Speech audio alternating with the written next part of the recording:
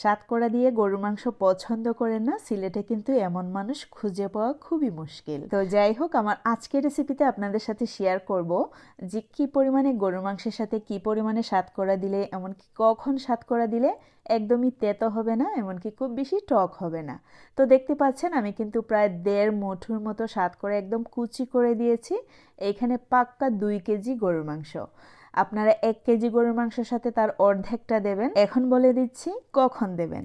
আমি আমার এক্সপিরিয়েন্স থেকে আমি আপনাদের সাথে শেয়ার করছি।